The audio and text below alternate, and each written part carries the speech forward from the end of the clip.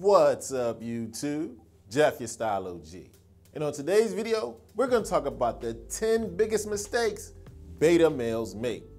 If you're new to the channel, we release a new video every Monday, Thursday, and Saturday at 4 p.m. Eastern, discussing various men's lifestyle topics such as style, grooming, and dating. I invite you to subscribe, tap the notification bell, and join us. And to my returning friends like Dennis Nichols, salute. Now, generally speaking, I'm not one for labels. I don't believe any guy is completely alpha or completely beta according to the rules society has set. But I do believe labels can be instructive. There are characteristics under those labels that you definitely want to avoid, especially if those characteristics are those found in a typical beta male. And that's what I want to talk to you about on today's video. On today's video, we're going to talk about the 10 biggest mistakes beta males make and how those mistakes can be negatively impacting their life. So without any further delay, let's hop right into it. First up on our list of the biggest mistakes beta males make, by far, they place too much value on outside validation as opposed to valuing self-validation. Now, there's a balance all of us need to walk in life. Yes, we want to have the approval of others, what other people think is important, but not nearly as important as what you think, especially about yourself. You can't live your life based on the point of view of others, whether it's friends, family, or women you're interested in. You see, external validation is always a moving target. The value that you place on yourself and the things that are important to you is a much easier target to hit. Yes, we all seek the approval and want to be liked by others, but don't let the scales get unbalanced. Outside validation, not nearly as important as self-validation. Now, hands down, one of the biggest mistakes I often see beta males make, they pedestalize women. What does that mean? They automatically think a woman is great just because she's a woman. You know what happens when you pedestalize somebody? You're looking up at them, they're looking down on you. A woman isn't better than you simply because she's a woman. And when you put a woman in a pedestal, it puts you in a submissive position. It naturally takes you out of a leadership role. When you pedestalize women, it puts you in a position of weakness. Now, here's the thing. I'm all for appreciating women, but don't overvalue women. When you overvalue women, you undervalue yourself. Women are human beings just like us. Don't put them up there.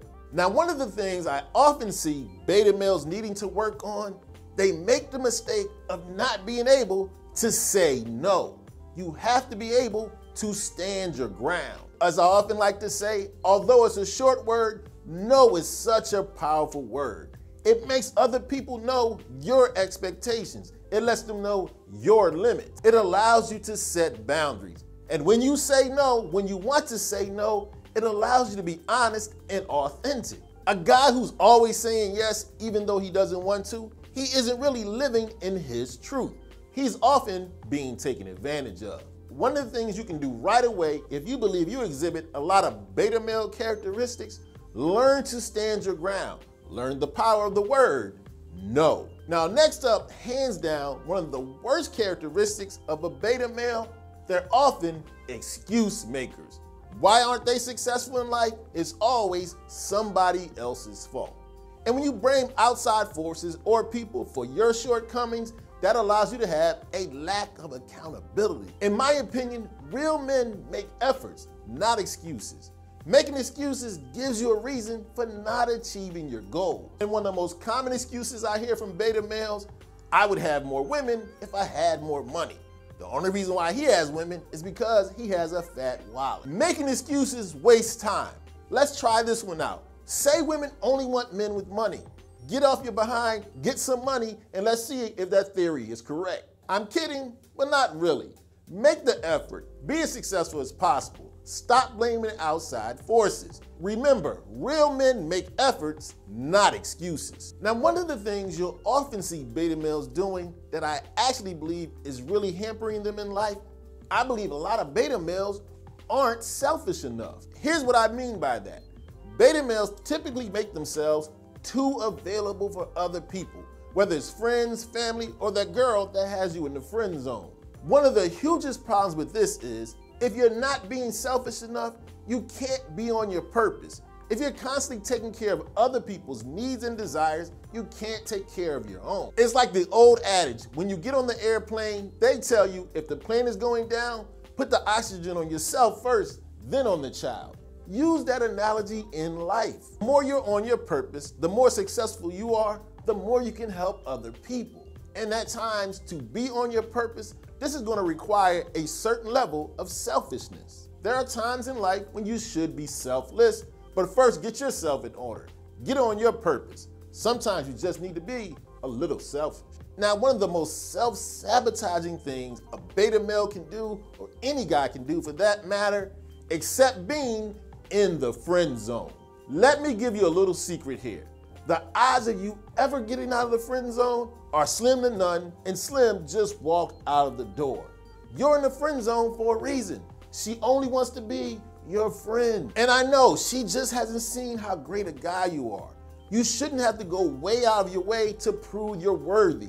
You shouldn't have to convince someone to go on a date with you. And if a woman puts you in the friend zone and keeps you there, more than likely she's taking advantage of you, especially emotionally. You're her crush to lean on when she needs somebody to talk to. But that's all you're probably gonna get, my brother, a bunch of talk. So please do not accept being in the friend zone.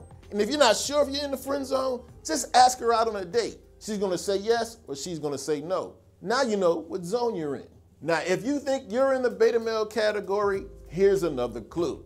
Do you think that just being nice will get things done for you? If I'm just a little nicer, people will like me more. That girl will go out with me. To be honest with you, nice people can be kind of annoying. There is a such thing as a nice guy and a kind guy. It's okay to be kind. Kind people are generous, compassionate, and caring, but they do it to a limit and on their terms. A lot of times, nice guys aren't assertive. And what's even worse, they can use being nice as a manipulative tool. If I'm nice to her, she'll have to go out with me. Nice guys can be manipulative, and they also can use niceness to avoid confrontation.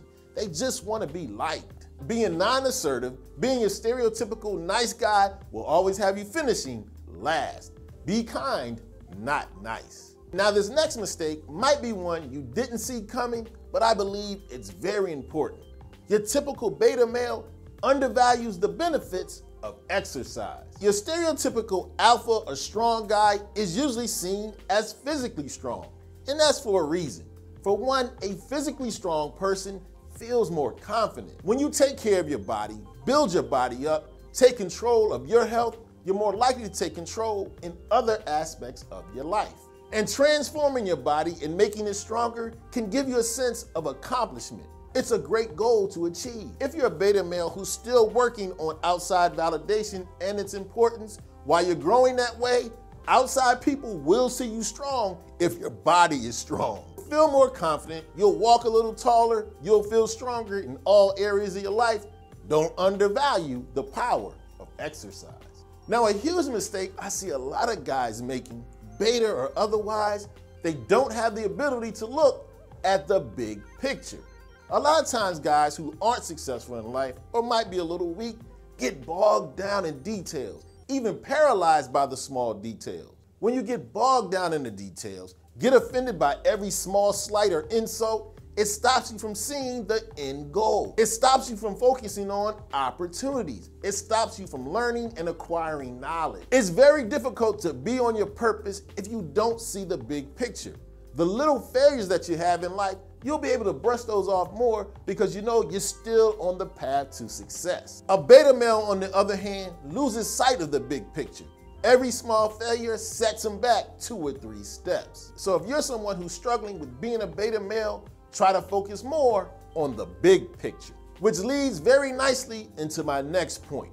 If you want to stop being a beta male, you need to start taking risks.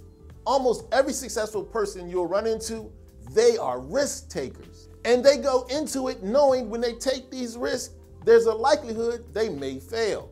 The road to success is littered with failure. Here's the wonderful thing about failures. You typically learn more from your mistakes and your failures than you do from your successes. That alpha male guy you admire, he's not afraid of failures. He knows he's gonna fall down from time to time.